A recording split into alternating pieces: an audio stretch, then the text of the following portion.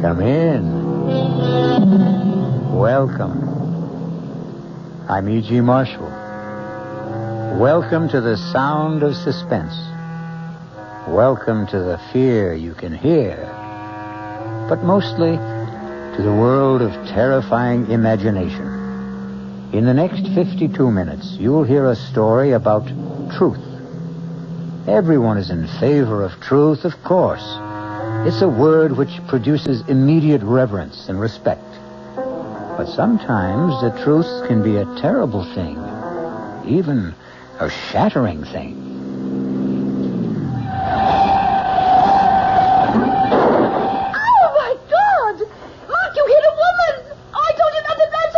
I didn't see her. I didn't see her crossing the road. Is she alive? Oh, Mark, look at the way she's lying there. Lorna, she must be dead. Lorna, you mustn't tell anyone. Please, you mustn't tell anyone.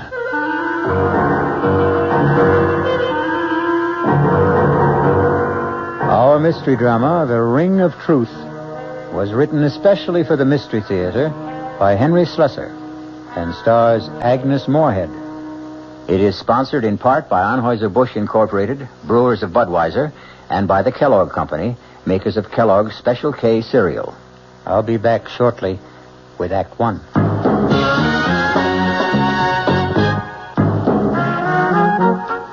Some beer drinkers have funny ideas about beer. They think beer improves with age, like wine. Well, find a brewmaster, though. You'll find a beer drinker who knows better. The Budweiser brewmaster says it all depends on how beer is aged. Just letting beer sit in lagering tanks makes it older, not necessarily better.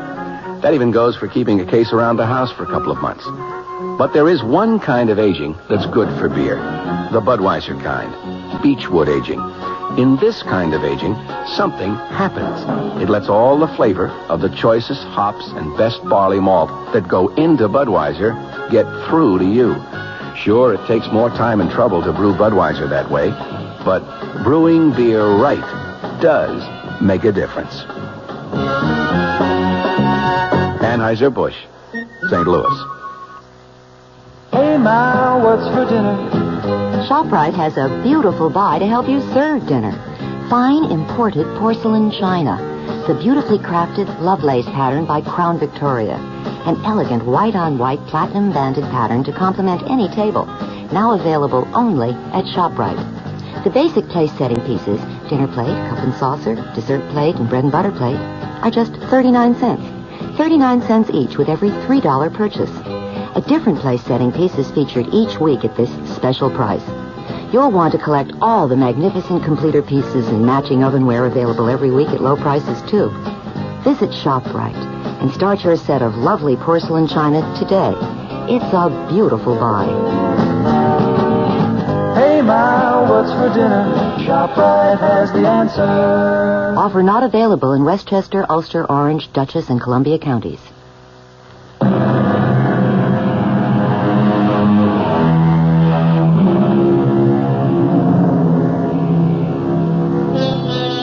Now here's Act One of The Ring of Truth. The place, a charming college town in New England. The people you're about to meet, young Lorna Kittredge and the special man in her life, Mark Kramer. His driving speed, a comfortable 30 miles an hour. I'll tell you what I resent most about your father, Lorna. It's the fact that he deliberately keeps forgetting my name. Mark, don't be so silly. Daddy has a genuine problem about names. No, I'm sorry, darling. I just can't buy this absent-minded professor stuff. It's too corny. Corny or not, that's exactly what my father is sometimes. Absent-minded. His mind is always up in the stratosphere somewhere, communing with Socrates or Schopenhauer on the meaning of truth. You just don't like my father very much. I hardly know your father. Look, I want to get along with him, Lorna. After all, he's going to be my father-in-law, isn't he? You're almost home. What can I do to put you in a better mood? That's easy, darling. You can promise to tell him tonight.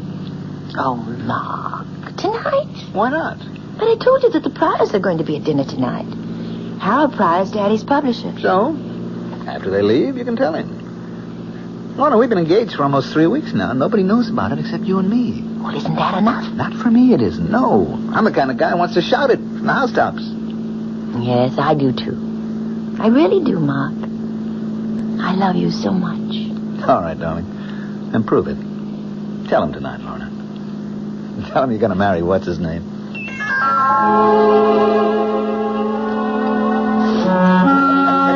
do you think I'm right? You're quite right, Harold.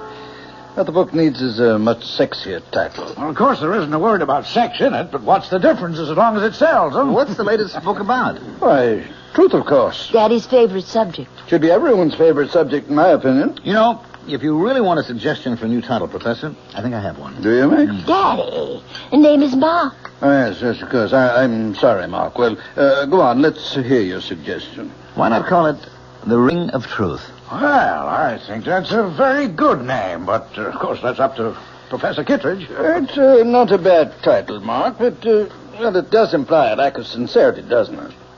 The ring of truth is only the surface appearance of it.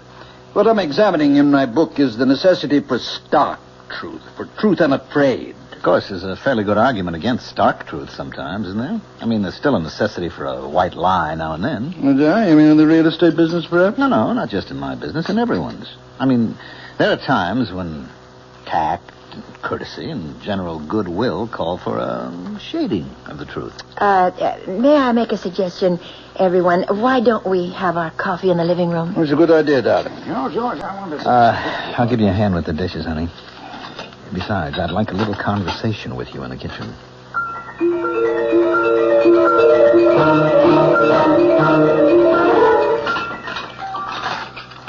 All right, Mark. I know what you're going to say.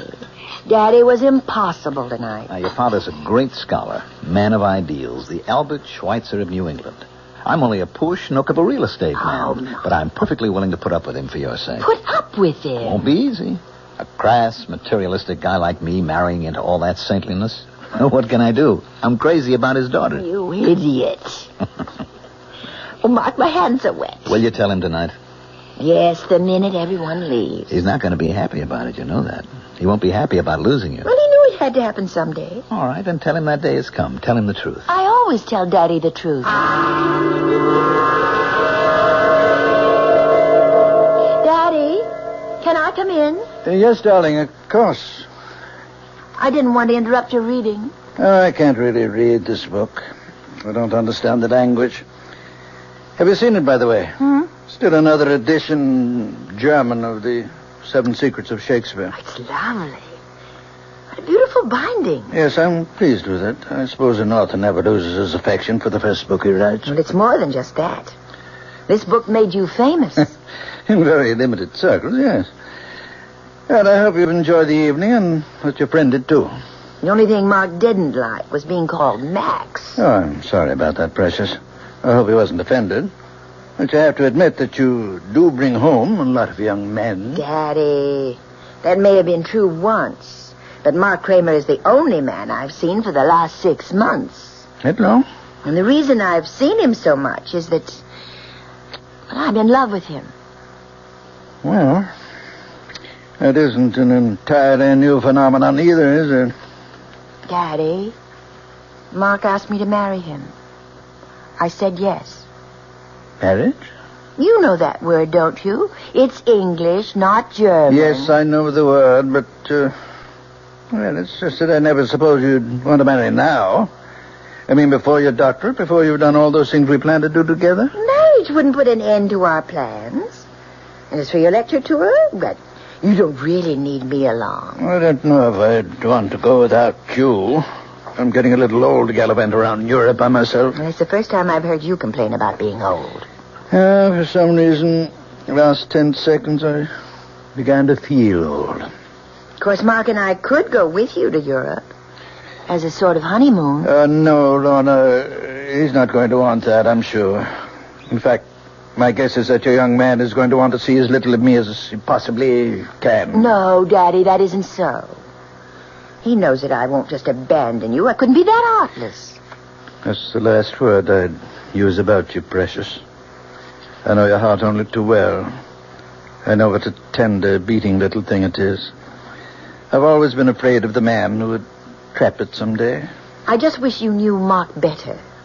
He's not a I'm not spy. saying anything against Mark. I feel this way about any man. I'm like the tired old king of the fairy tale, darling, forced by the condition of kingdom to give the hand of his princess to a commoner. Oh, Daddy.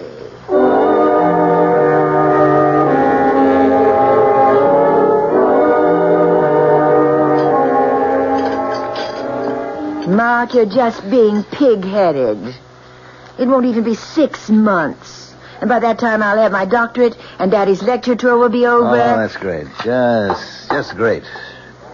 Waiter, where's the drink I ordered? Mark, I've never seen you have more than 2 martinis in my Oh, life. you're wrong, my love. I had one before you got here. The one coming up will be number 4. Mark, please, don't be so upset. I'm not breaking our engagement. I'm simply asking for a postponement. How long did it take to talk you into it, Lorna? Well, it was something I decided to do, Mark. All by myself. Because you realized how important it was? To get your Ph.D.? To make sure Daddy was taken care of on his lecture tour? But it is important to me. You know, you're a lucky girl to have a father like that. Now, you take my old man. Good old Charlie Kramer. Real estate. I don't think he ever heard of an ethic or an ideal in his life. Probably told a dozen lies a day, old Charlie. I guess that's why he turned out so badly. You're drinking too much. You always do when you're angry. Just another flaw in my character. Hardly noticeable in the general ruin of my personality. Please, Mark, I don't want you to be drunk to drive me home. Oh, don't worry. I won't even have that 4th drink. See what a nice guy I am? I want to make sure you get home to Daddy safe and sound.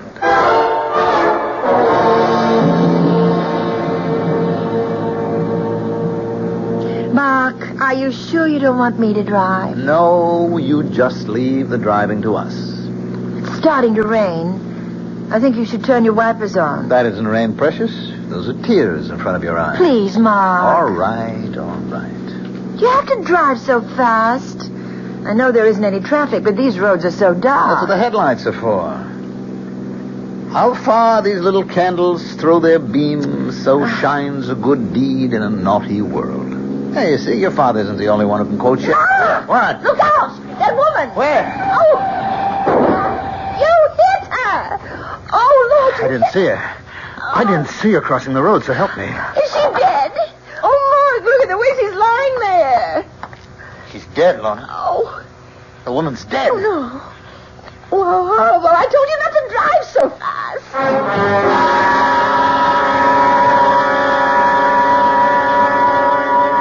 Oh, Daddy, it was so awful. And it was my fault. My fault that Mark drank so much. He really doesn't like whiskey very much, but when I told him about what we decided about postponing the wedding... You mean what you decided, darling? It was your decision. He was driving so recklessly. He must have been going 60 miles an hour on that road. The speed limit there was only about 30. They haven't arrested him, have they? No. But the police were called, weren't they? Yes, yes. They know Mark, of course. He's lived here all his life. Didn't they give Mark a sobriety test? No, nobody even suggested it. I mean, Mark didn't seem to be drunk at all. Not after it. And of course, he didn't say he'd been drinking. Didn't mention the speed he was traveling at. Well, they asked him. Mark said he was going 35, and the woman just stepped out in front of him. I see. He had to say it, Daddy. I mean, otherwise it would have been a crime, wouldn't it? I think it's called vehicular homicide. Well, he could go to prison for that, couldn't he? Perhaps. Oh, Daddy. Donna, what did you say? What? What did you tell them when the police talked to you about the accident? They didn't. They didn't ask me anything. They said there would be an inquest to determine the facts. I suppose I'd have to answer questions then. And what will you say then? Oh, I don't know. I mean, I have to corroborate Mark's story, of course. Is that what you're going to do? Oh, well, if you could have seen his face, Daddy, it was like a child. Like a little boy, afraid to be punished. He said, "You'll stand by me, Lorna, won't you?" And so you're going to stand by him. You're going to forget all you ever learned about truth. You're going to lie. But, Daddy, what else can I do? I can't advise you, my darling. All I can do is remind you that you and I have always loved truth as much as we've loved each other. Are you going to change now?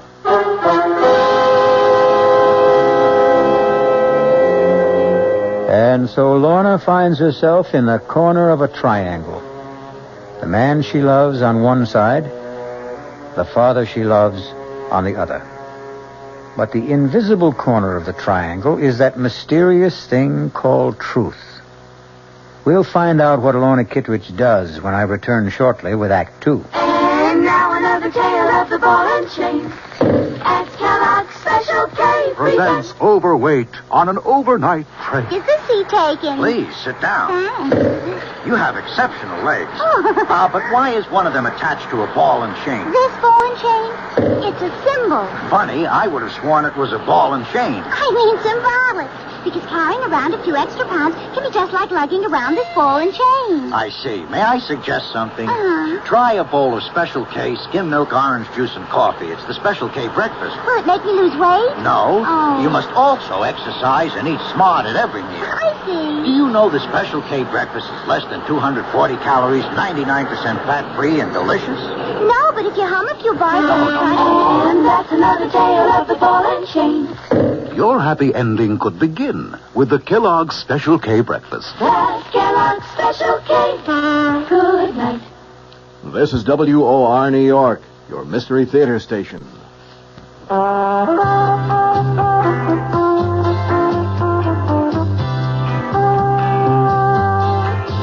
No matter what you're saving for, that's what Suburban Savings for Suburban. Suburban Savings offers you a regular savings account with flexibility. You can add any amount to your account whenever you wish. Withdraw whenever you want. Suburban Savings pays a 5.25% annual interest rate on regular savings paid quarterly, which earns an annual effective yield of 5.47%. Interest is compounded continuously from day of deposit to day of withdrawal, as long as $50 is maintained in the account to the end of the quarter. Come into Suburban Savings and open an account with flexibility. Our regular savings account in New Jersey at Bayonne, Edgewater, Elmwood Park, Emerson, Hackettstown, Morris Plains, Nutley, Paramus, and Sparta.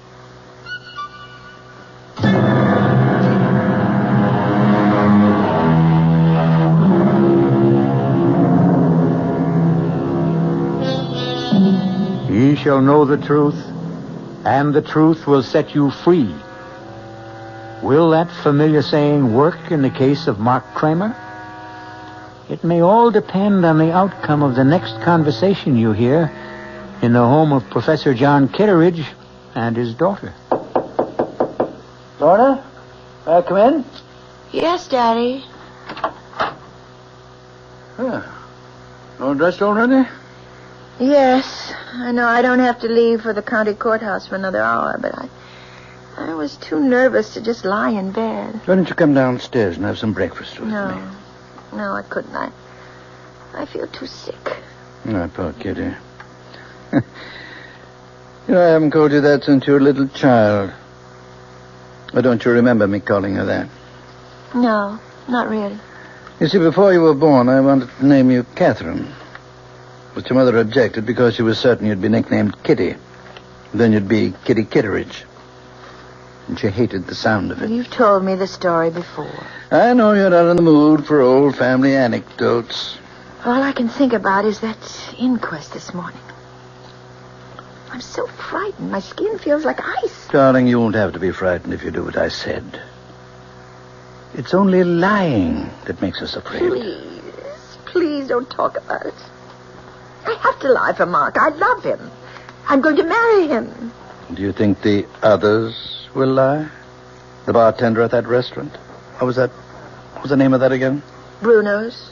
Yes. He'll defend Mark. I'm sure he will. They don't like trouble. They had some license problem last year. They won't want to admit that they served Mark so many drinks that he was hardly able to walk. To say nothing of drive. Sure.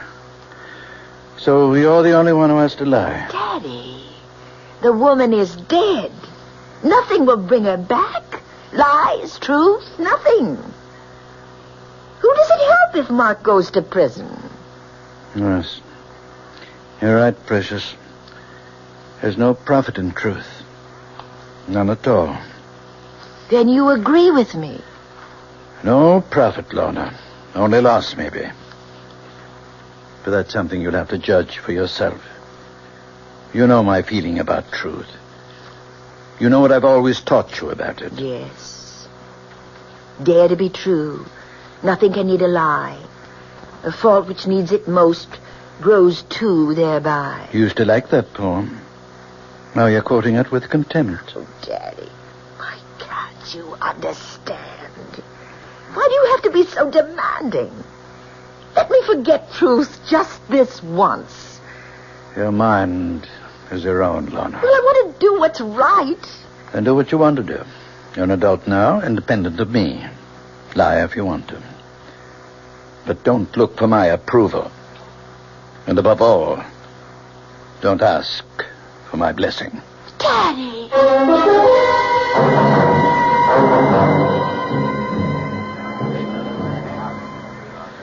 Let's have some quiet. The coroner's jury has to hear the testimony if they're going to judge it. Sergeant McKeon, was any investigation made of the skid marks at the scene of the accident with a view to determining the speed of the vehicle? I know, sir, there wasn't. The condition of the road and the rain we had that night, well, it was impossible to tell the difference between the skid marks and the tire treads. That's why no measurement was made. It's been stated that the driver of the vehicle, Mark Kramer, had left the establishment called Bruno's shortly before the accident. Since Bruno's is in the business of serving hard liquor, among other things, did the police give Mr. Kramer a sobriety test? No, sir, we didn't. You see, sir, we didn't know at the time where Mr. Kramer had been. All we knew was that Mrs. Moger was dead and Mr. Kramer didn't appear like he'd been drinking. All right, Sergeant, you can step down. Thank you. The coroner's office calls Mr. Kramer to the stand, please. Mr. Kramer, this inquest isn't a trial. Our duty here is simply to determine the cause of death.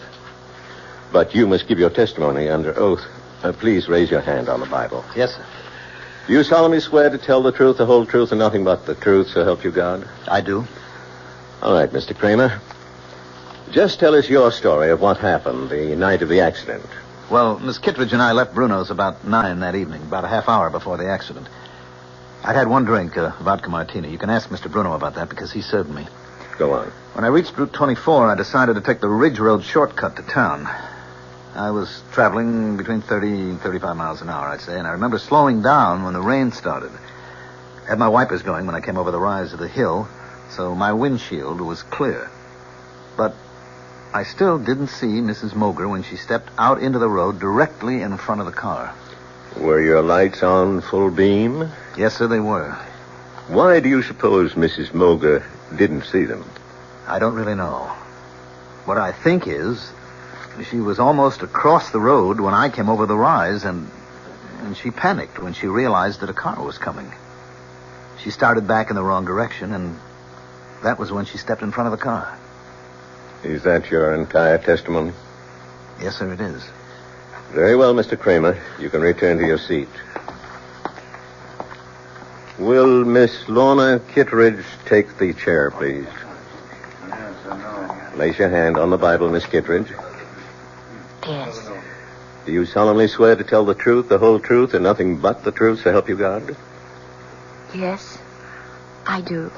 Please speak up, Miss Kittredge. I do. Miss Kittredge, you were with Mr. Kramer on the night of the accident. Yes.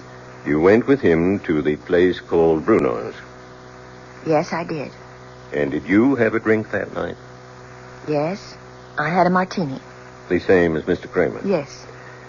When Mr. Kramer's car approached Mrs. Moger's driveway, did you see the lady before the automobile struck her? I'm not sure. I think I saw her for just a split second. And then the car hit her.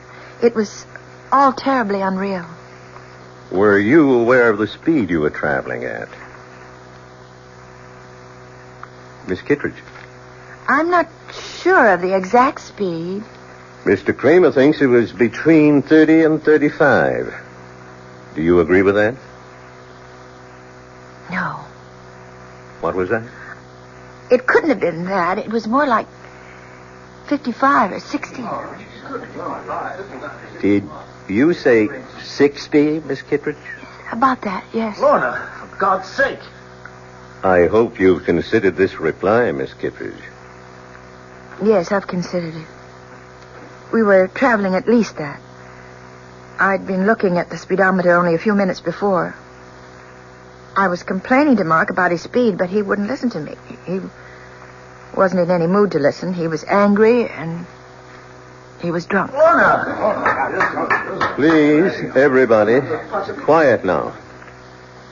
Mr. Kramer, please take your seat. It's the truth. The truth, I can't help myself. He was drinking. He had too many martinis, and he was drunk. Are you telling us he had more than one drink? He had 4. I know he did. And he drove like a madman. No matter how I tried to stop him, he never thought that woman would be on the road at that time of night. He wouldn't listen. I couldn't believe it was really happening. It was like hearing someone else say the words. Please don't cry, Kitty. I tried not to look at his face. I tried so hard not to see him, but I couldn't stop myself. How can you blame yourself for telling the simple truth?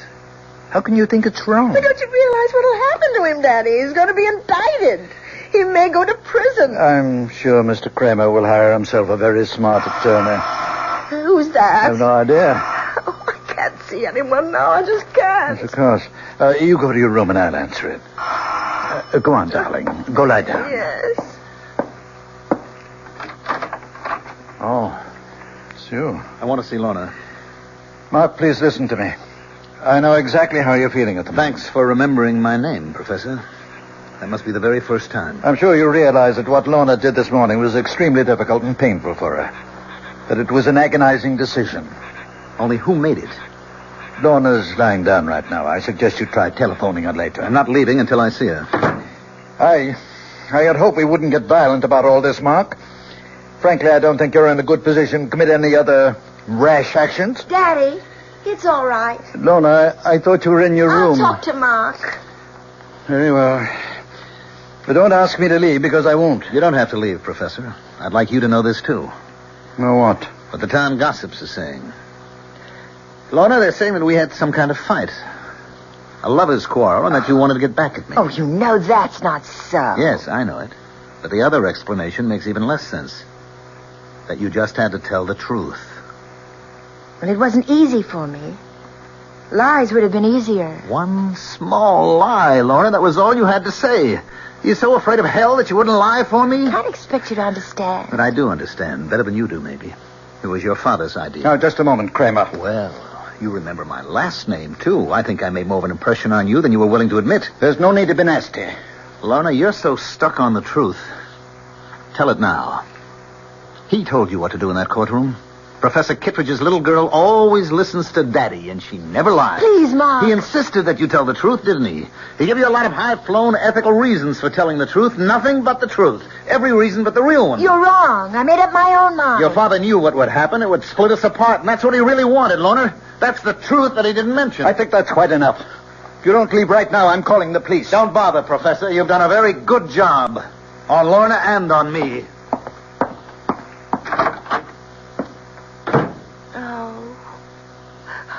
Oh, Daddy.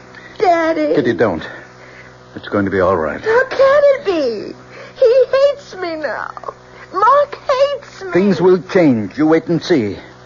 He'll get himself a smart lawyer, and nothing will happen to him.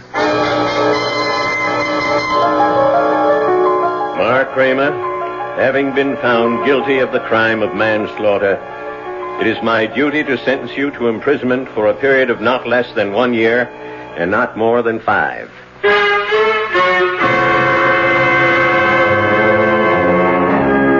And so the truth has not set Mark Kramer free. It sent him to prison, where he'll have plenty of time to ponder the complexities of ethics, justice, and human nature.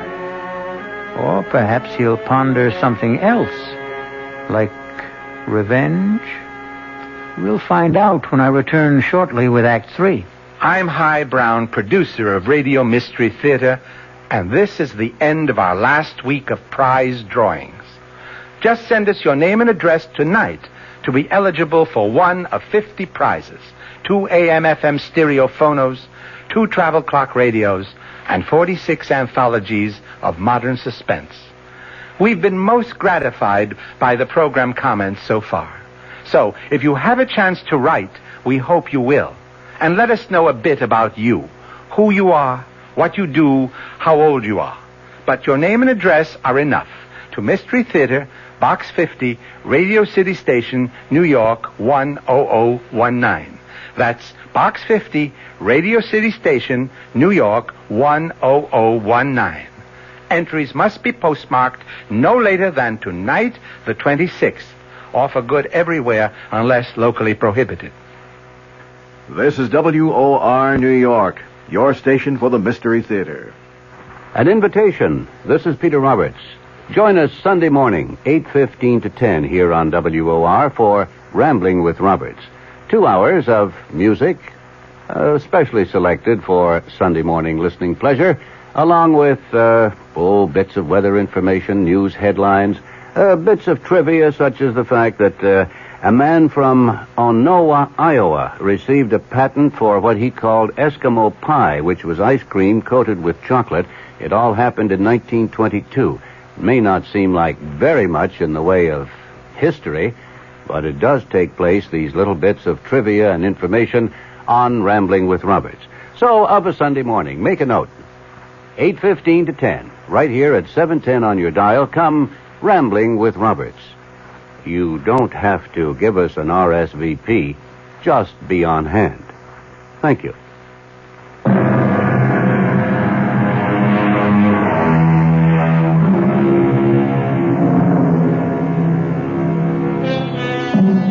It's now 1 year later. Sad to say, Mark Kramer is still wearing prison gray. As for Professor Kitteridge, he's had problems too. A bad case of the gout caused cancellation of his European lecture tour. Even more disappointing, his daughter Lorna lost interest in working on her thesis and abandoned the idea of obtaining her doctorate. In fact, Lorna Kitteridge seems to have lost interest in life itself. Lorna, you awake? Yes, Daddy. I'm up.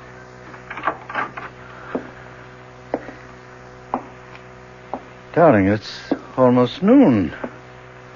It's not like you to be in bed so late. I just didn't feel like getting up. Did you sleep badly again last night? Last night, the night before that. Oh, Lorna. If you don't see Dr. Isaacs voluntarily, I may have to drag you to his office. You know there's nothing wrong with me. What's all this paper for? All those little crumpled balls. Can't you guess? Oh, Lorna, no. You haven't been writing Mark again?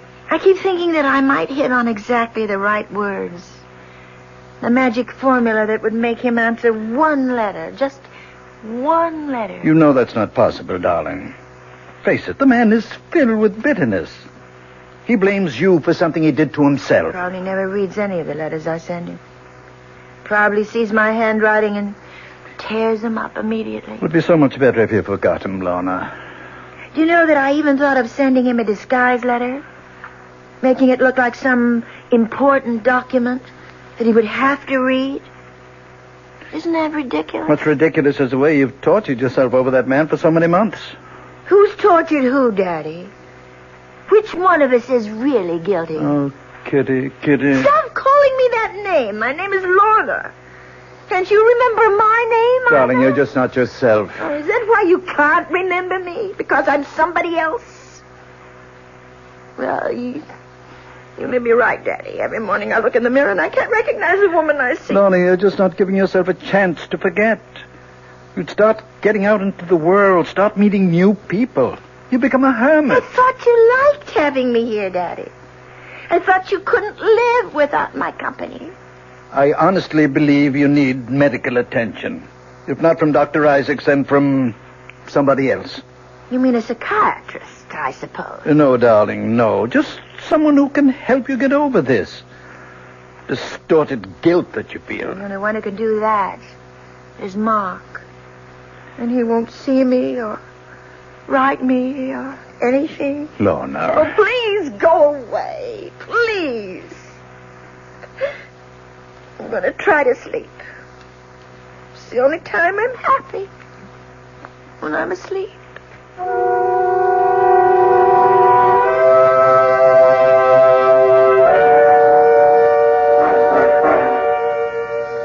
right. Step right over here, Kramer. Anything you say, guard.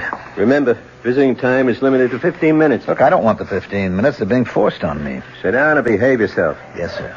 Anything you say, sir. Well, no, Mark.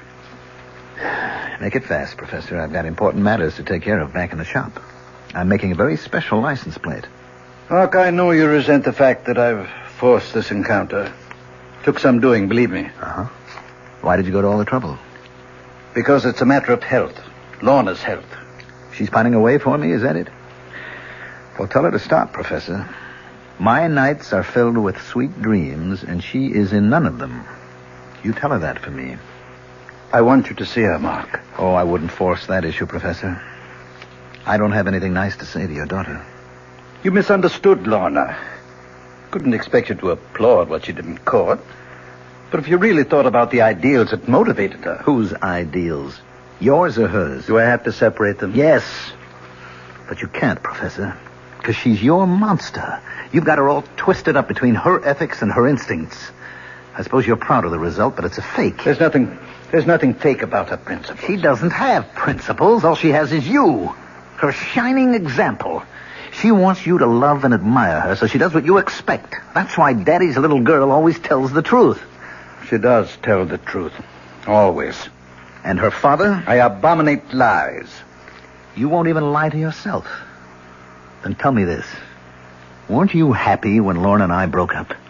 Didn't it save your happy home? I can see that coming here was a mistake. You're a hypocrite, Professor. This whole thing was your doing, and I'll never let you forget it. Goodbye, Mark. Wait a minute. There's something you should know. What's that? I'm being paroled next week. Tell that to your daughter. Maybe it'll improve her health.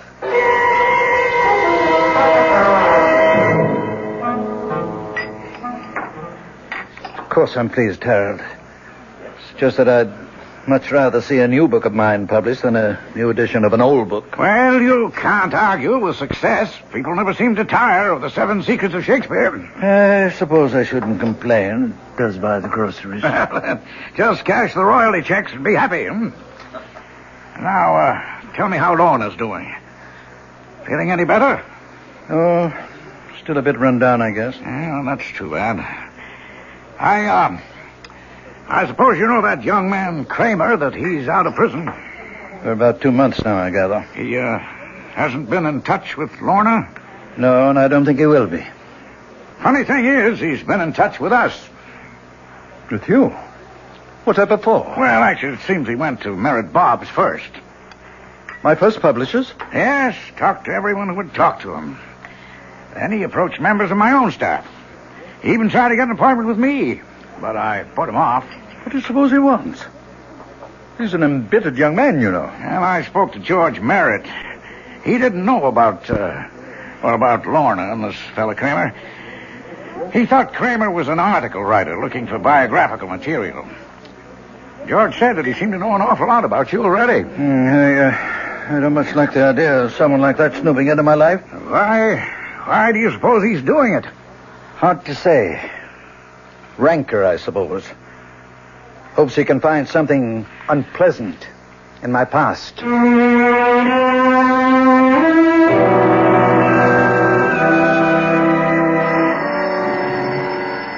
I'll get it, Lorna. Hello? Professor Kittredge? Yes? Mark Kramer, Professor. Oh. Yes, I was just speaking about you the other day with my publisher. I'd like to see you, Professor, this evening, if that's possible. See me? Or Lorna? No, just you. If Lorna wants to be there, that's her business. Something tells me she'd rather stay away. Can you give me some idea of why you want to see me? You might say it's a business matter. Who is it, Daddy? What time would be good for you, Professor? Make it, about 9. I'll make it exactly 9. Daddy, you look so strange. Who was that on the phone? It was Mark Kramer, Lorna. Mark? He's asked me to see him at 9 tonight. I have no idea what he wants to say, but whatever it is, I'm sure it won't be anything pleasant. I'd rather not be here. I didn't think you would. Mark blames me for what happened in court, not you. He refuses to admit that it was your own love of truth. My love of truth? Daddy, you never understood me yourself. How could you explain me to someone else? I didn't love truth. I loved Mark. You did what you had to do. What your conscience told you to do. My conscience? Is that what I was satisfying? That small little voice inside me? It can be a loud voice, darling. A very compelling But voice. I still hear it. It's still talking to me. And you know what it's saying? You fool. You fool, you fool. Lorna. I think I'll go out now, Daddy. Right now.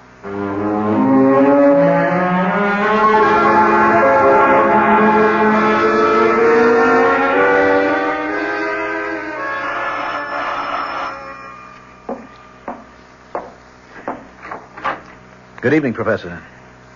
Hello, Mark. Come in. Thank you. Nice of you to see me. I wasn't sure of my reception after the last time. I see you're using a cane these days, Professor. Yes, a touch of gout. Mark, I hope you weren't expecting to see Lorna. She's not here. No, I didn't expect to see her. Would you care to come to the point of this visit? Yes, Professor. I'll come to the point. I've come to see you about truth. Oh, must we, Mark? Really? I mean, these philosophical discussions are meat and drink to old campus fogies like me, but I'm rather tired of the subject right now, very tired of it. Frankly, I'm a little exhausted by it myself. I've just spent 2 months in search of it, and I didn't even know what I was looking for. You've been digging up things about me, haven't you? I hope you enjoyed yourself. No, I didn't. You see, I made the mistake of talking to your enemies. The publishers you dropped, the friends you no longer see, the scholars you had disputes with. What did you get out of that? Nothing. Your enemies didn't have the truth about you, Professor. Only your friends did. Like Avery Hayes. Avery Hayes? Oh, I'm glad to see you remember the name. Strange how few people do. Even though you dedicated your 4th, or was it your 5th book to him? George Merritt knew him, of course. Mr. Merritt called you Avery's benefactor. Said that Hayes was an alcoholic that you took care of for many years. He was my friend. Yes, he was a good friend, and you were good to him. That was one chapter of your past that you had every reason to be proud of, wasn't it? Avery's been dead for 10 years. What did you want from him? Nothing, Professor. I just thought a man like that deserved a little recognition, if only for his past association with you. So I talked to people who knew him, his old pals, his family. He still has a brother alive, you know, a crotchety old fellow in the terminal ward at the county hospital. His name's Ezra. Perfect name for the old boy. And you know what? He still has the junk Hayes left when he died. That pitiful collection of books and papers. You don't expect me to believe that? About Avery's papers? Avery never kept anything, not a thing. He was a foolish, drunken old... He was also brilliant, wasn't he? Went to the university on a scholarship. You only beat him out for top honors because of his drinking. You're talking about 40 years He ago. was drunk and he was dishonest, too, wasn't he, Professor? That was how he sustained that wild life of his, by selling his scholastic services to anybody who could pay for them. It's not different today. Yes. That's what Avery said in his letter. The one he wrote to a woman named Jean. I didn't know who Jean was or why Avery never mailed the letter, but there it was. Avery said he was cleaning up $100, $200 a month and would surely be able to pay back all he owed before the end of the semester. And then he mentioned the thesis. The big job he was doing, that he expected $300 for that job alone. You know which thesis I mean, Professor? Please go. Get out of here. I've had enough of this lying filth. The 7 Secrets of Shakespeare. Sounds like a mystery story, doesn't it? But it was quite a piece of work. And it became more than just a college thesis. It became a world-famous book. It made your reputation, Professor. You're a liar. A liar. You know nothing about it. You paid Avery for his work and put your name on it. You might have done as well yourself, but you were young and lazy and you had the money to pay for it. Then you discovered how good it really was, and it was too late for both of you to change the course of history. Get out of this house now. Get out. I'm going, Professor. I just wanted you to hear this little story about truth. And also to tell you that I have Avery Hayes' letter. What did you say? I have his letter, Professor. It tells the whole story. Good night. Back! You told me to go, and I'm going. You filthy animal! Get rich! Kill you monster! I'll kill you! Kill you, you animal! Daddy! Kill you! Daddy! Like a wild beast! Oh, my God! What have you done? Lorna! Daddy! Lorna! Oh, thank heaven you're here. Oh, Thank heaven. look at his head. Oh, dear Lord. You saw what happened. Oh. What the crazy fool did, he attacked me. You killed him with your cane. He attacked me, Lorna. You know how much he hated me? I had to defend myself. No, I saw what happened. I saw you strike him from behind. No, Kitty, no.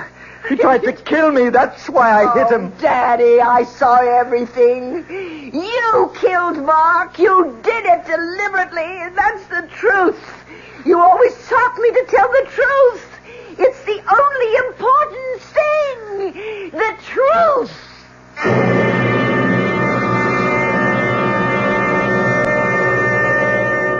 Oliver Wendell Holmes Jr. said, "All I mean by truth is the road I can't help traveling."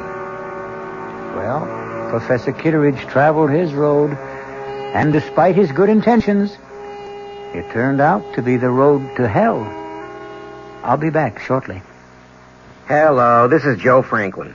Ladies and gentlemen and boys and girls, for the very latest in nostalgia, for the ultimate in remembering, please join with me on Saturday nights from 9:05 to 11 o'clock, where memories are truly happening right here over WOR Radio.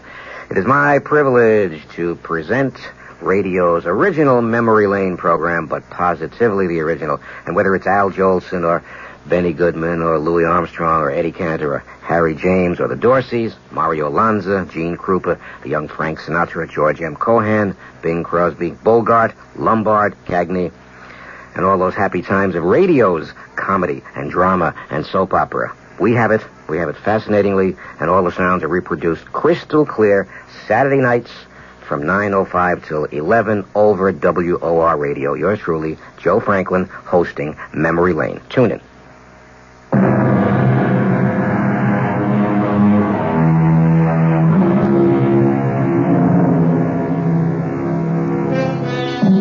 If there is a moral to the story you've just heard, it's not that truth is so bad. But Samuel Butler said, truth should not be absolutely lost sight of, but it should not be talked about. And we promise that's our last word on the subject. Our cast included Agnes Moorehead, Mandel Kramer, Sandus Ortega, Ian Martin, and Dan Arco. The entire production was under the direction of Hyman Brown. I swear to Sam Hill, Ethan, you deliver. After the 12th stroke of the hourglass clock's chime, there was no sound but the beat of the clock and my own heart. Everything else had stopped dead. My friend's mouth was frozen in the act of speaking. His hand poised over a chessman as though cast in bronze. Outside, like the old child's game, people had turned to statues. A car backing into a parking space was stopped in its tracks. For everyone else in the world, save only me and that damnable clock, time was standing still. This is E.G. Marshall inviting you to return to our Mystery Theater for another adventure in the macabre. Until next time, pleasant dreams.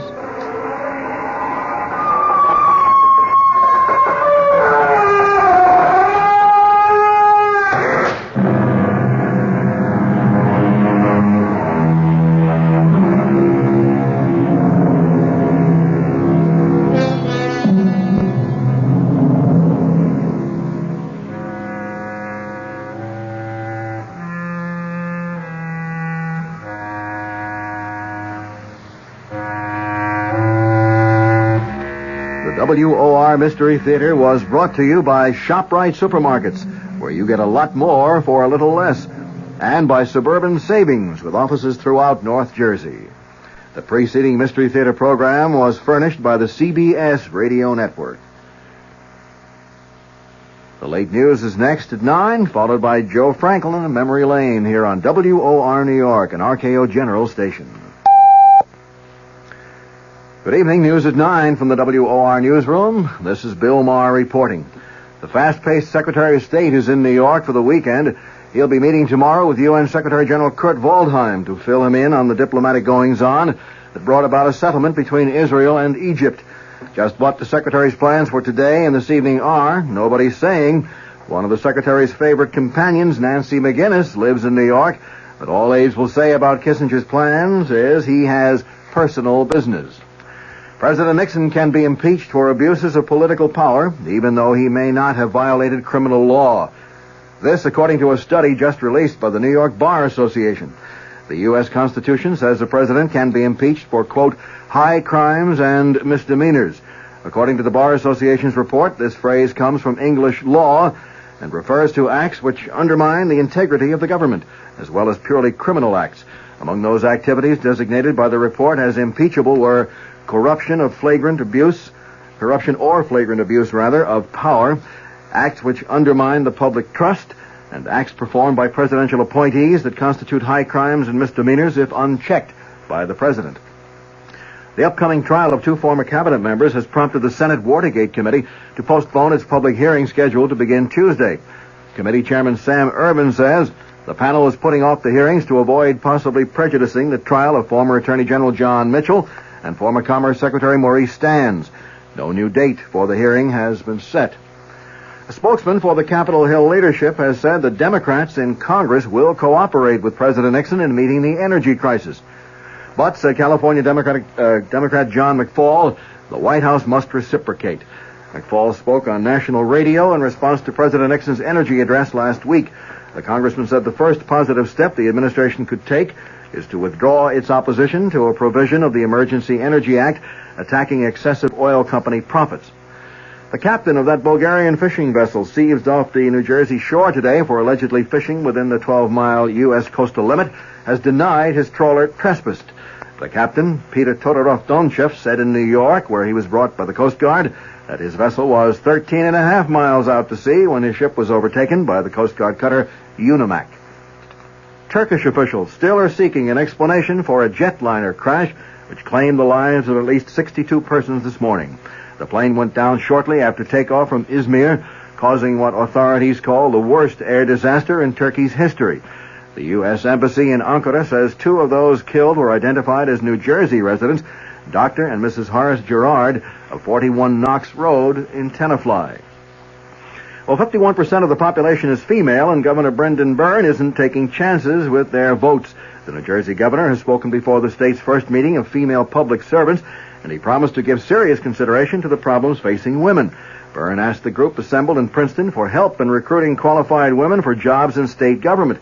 The governor said he has tried to appoint a woman as state education commissioner, but said he received virtually no applications from females. The weather for New York City and vicinity, mild with occasional rain tonight and again tomorrow. Low tonight in the low 40s, high Sunday in the mid-50s, mostly cloudy Sunday night and Monday with a chance of showers Sunday night, and the low Sunday night in the low 40s. At the moment in cloudy Midtown Manhattan with some very light rain falling, the temperature at 44 degrees, humidity 86%, wind southeast at 4 miles per hour, the barometer 30.21 and falling. That's the news at 9. Bill Maher in the WOR newsroom.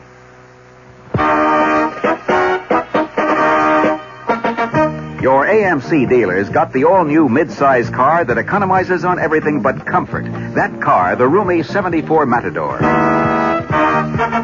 And another important advantage. Our 74 Matador comes with an economical 6-cylinder engine as standard equipment. And consider this. Matador is the only new mid-size car backed by all the benefits of the exclusive AMC Buyer Protection Plan, which means that under normal usage and accepting tires, if anything AMC did goes wrong with your new 74 Matador in the first 12 months or 12,000 miles, we'll fix or replace it free. Come in today. Meet the unbeatable combination. 74 Matador backed by the AMC Buyer Protection Plan.